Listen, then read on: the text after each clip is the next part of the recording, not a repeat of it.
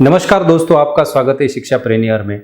दोस्तों, इस वीडियो में मैं आपको शिक्षा के क्षेत्र में अभी जो 2-3 यहाँ पर अपडेट्स आए हैं उनके बारे में जानकारी देने वाला हूँ। इस वीडियो के माध्यम से हम यहाँ पर जो कुछ 2-3 बदलाव है उनके बारे में यहाँ पर सोचने वाले हैं, उनके बारे में यहाँ पर हम विचार करने वाले हैं और उस पर मैं अपना जो मत है वो रखने वाला हूँ। और दोस्तों, इसके साथ ही कुछ तथ्य मैं आपके सामने रखना चाहता हूँ। तो सबसे पहले हम शुरुआत करते हैं कोरोना के आंकड़ों की। हमारे पूरे देश में यहाँ पर कल तक यानी 21 अगस्त 2020 तक कितने यहाँ पर पेशेंट्स है, कितने रिकवर हुए, ये थोड़ी सी बातें, थोड़ी सी जानकारी यहाँ पर हम सबसे पहले ले लेंगे और आगे बढ़ेंगे। तो देखिए, यहाँ पर पूरे हमारे देश में 2.98 मिलियन, इसका मतलब है करीब करीब 30 लाख यहाँ पर जो केसेस है कोरोना के, ये दर्ज किए गए हैं।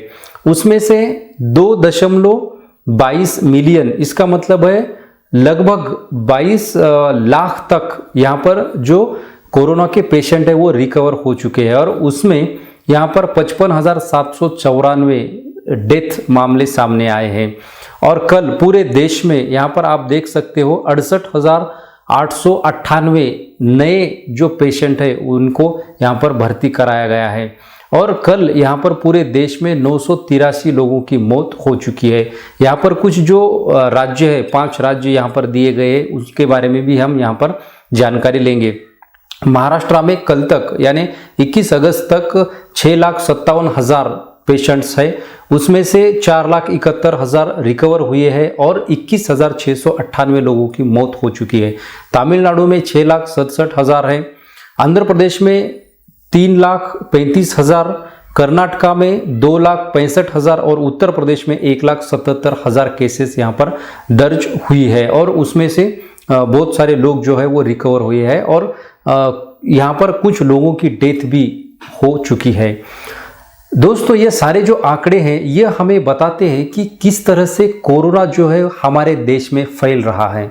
कोरोना का विस्तार बहुत ही गति से अभी हमें यहाँ पर दिखाई देता है। तो दोस्तों, इसमें यहाँ पर कल ही यहाँ पर एक एनटीए ने अपने वेबसाइट पर नोटिस जारी किया है। उस नोटिस में उन्होंने कहा है कि यहाँ पर जो JEE और नीट की एग्जाम्स है वो सितंबर में होगी। यही एग्जाम नहीं तो इसके साथ बहुत सारी जो एग्जाम्स है उनका टाइम टेबल ही उन्होंने यहाँ पर दे दिया है। JEE और नीट की जो एग्जाम्स है वो सितंबर में होने वाली है। JEE की एग्जाम दोस्तों 1 से 6 सितंबर को होगी और नीट की जो एग्जाम है वो 13 सितंबर को होगी।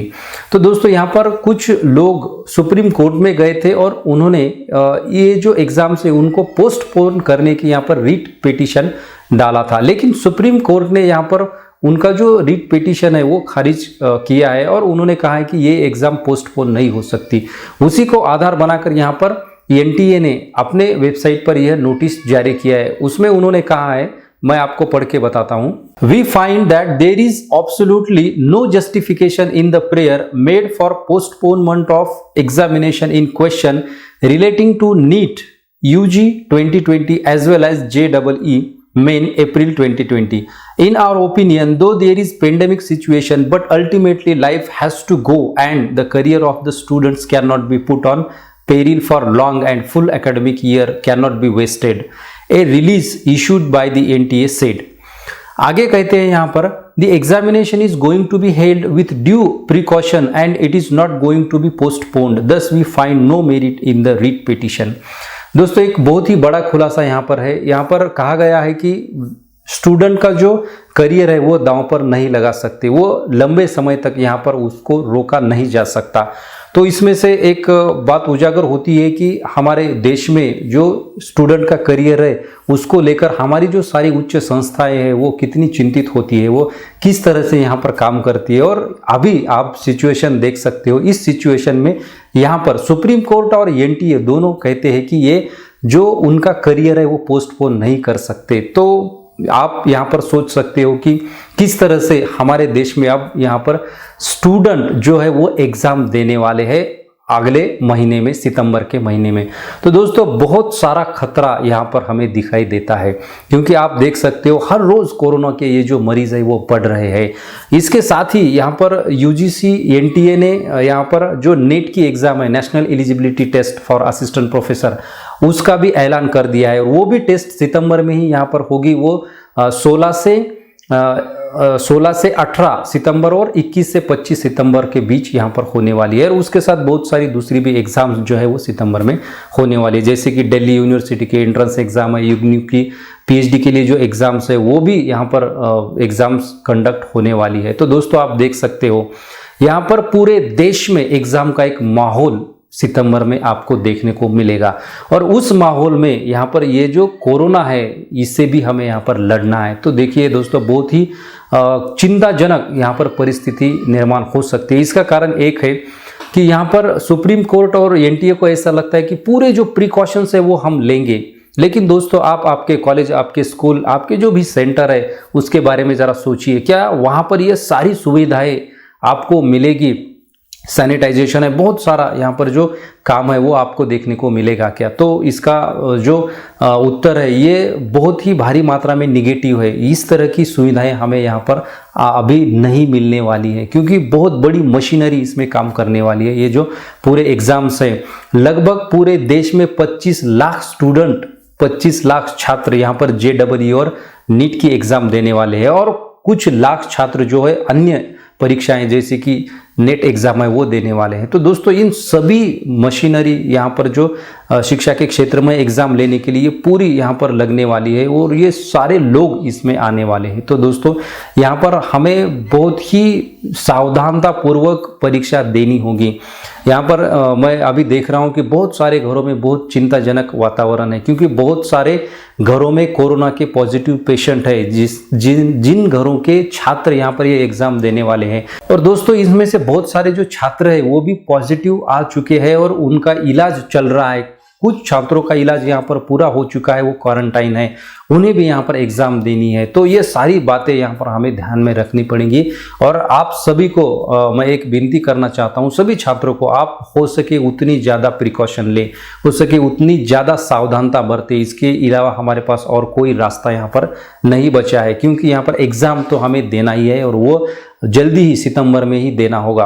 दोस्तों यह एक अपडेट था, इस पर आपके विचार यहाँ पर मुझे कमेंट के माध्यम से बताइए कि क्या हो सकता है, और एग्जाम्स ये होने के बाद का सीन क्या होगा। ये इतने सारे छात्र जो है वो एग्जाम देने वाले हैं, ये एक बात। और दूसरा अपडेट दोस्तों मेरे पास ये है कि कल ही यहाँ पर महाराष्ट्र गवर्नमेंट जो है, माननीय मुख्यमंत्री जो है महाराष्ट्र के उद्धव ठाकरे, उन्होंने यहाँ पर एक कमेटी गठित की है। उस कमेटी में उन्होंने उस कमेटी के साथ चर्चा की है, जो हमारी नेशनल एजुकेशन पॉलिसी है या न्यू एजुकेशन पॉलिसी है, उसे लागू करने के संबंध में वो कमेटी का गठन किया गया है। और उस कमेटी में उन्होंने चर्चा की है कि किस तरह से ये जो नई नीति है इसको हम लागू कर सकते हैं इस महाराष्ट्र में। और उन्होंने यह भी कहा है कि क्या हम जनवरी से दिसंबर तक जो हमारा एकेडमिक ईयर है वो बदल सकते हैं क्या। जैसे हम जानते हैं कि हमारा जो एकेडमिक ईयर है वह जून से ही शुरू होता है, लेकिन यहाँ पर उन्होंने यह भी सोचा है कि क्या हम ऐसा कर सकते हैं। अगर जो एक्सपर्ट्स है शिक्षा के क्षेत्र में उनके पॉजिटिव, उनको जो रिप्लाई आते हैं, तो वो अभी सोच रहे हैं कि हमारा जो एकेडमिक ईयर है वो जनवरी से यहाँ पर दिसंबर तक किया जाए। तो ये सब जो बातें हैं वो अभी यहाँ पर चल रही है। तो दोस्तों यहाँ पर ये भी हो सकता है, क्योंकि महाराष्ट्र में आप देख सकते हो कि सबसे ज़्यादा कोरोना के पेशेंट यहाँ पर आपको देखने को मिलेंगे। 6.5 लाख से ज़्यादा पेशेंट अभी तक यहाँ पर है, और 21,000 से ज़्यादा मौतें भी यहाँ पर हो चुकी है। तो यहाँ पर महाराष्ट्र गवर्नमेंट जो है, शिक्षा मंत्री और मुख्यमंत्री यहाँ पर सोच रहे हैं कि क्यों ना ये जो एकेडमिक ईयर है वो यहाँ पर जनवरी से दिसंबर बनाया जाए। और एक प्रस्ताव उन्होंने यहाँ पर यूजीसी को भी भेजने का सोचा है, और यूजीसी की भी राय इसमें वो लेने वाले हैं, और बाद में वो सेंटर से ये प्रस्ताव फॉरवर्ड करने वाले हैं। तो दोस्तों यहाँ पर हमें एक अच्छी बात देखने को मिलती है, क्योंकि महाराष्ट्र में जो सिचुएशन है बहुत ही ग्रीम सिचुएशन है, बहुत ही सीरियस सिचुएशन है। यहाँ पर हर रोज मरीजों की जो संख्या है वो बहुत ज़्यादा पैमाने पर बढ़ रही है। अभी आप देख सकते हो कि कोरोना का फैलाव हमें देहातों में देखने को मिलता है, गाँव तक अभी कोरोना पहुँच चुका है, और गाँव से भी बहुत ज़्यादा भारी मात्रा में लोग यहाँ पर पेशेंट बन चुके हैं और उनका इलाज अभी शुरू है। बहुत सारे लोग क्वारंटाइन है, बहुत सारे लोग यहाँ पर अपनी जान गंवा चुके हैं। तो ये सारी बातों को ध्यान में रखकर यहाँ पर यह निर्णय होने की संभावना है कि हमारा जो एकेडमिक ईयर है वो जनवरी से दिसंबर हो सकता है। तो दोस्तों आप इसके बारे में क्या सोचते हो, प्लीज आपके कमेंट्स यहाँ पर कीजिए। आपको क्या लगता है, अगर हमने इस तरह का जो हमारा एकेडमिक ईयर है वो बदल दिया तो आगे हमें यहाँ पर कौन सी समस्याएं आ सकती है, या ये अच्छा होगा, या इसके क्या परिणाम होंगे? तो ये सारी बातें आप मुझे कमेंट करके बताइए। तो दोस्तों ये 2-3 अपडेट थे आपके लिए। हमारे जो शिक्षा प्रेरियर है इसके वीडियोस आप देखते रहिए। यूट्यूब पर एक सीरीज भी हमने यहाँ पर डाल दी है और बहुत सारे अन्य भी उपयुक्त वीडियो आपको यहाँ पर देखने को मिलेंगे। तो दोस्तों इस वीडियो को लाइक कीजिए, अपने दोस्तों में शेयर कीजिए, शिक्षा प्रेरियर को सब्सक्राइब कीजिए और बेल नोटिफिकेशन का आइकॉन दबाइए। मिलते हैं अगले वीडियो में, तब तक के लिए धन्यवाद।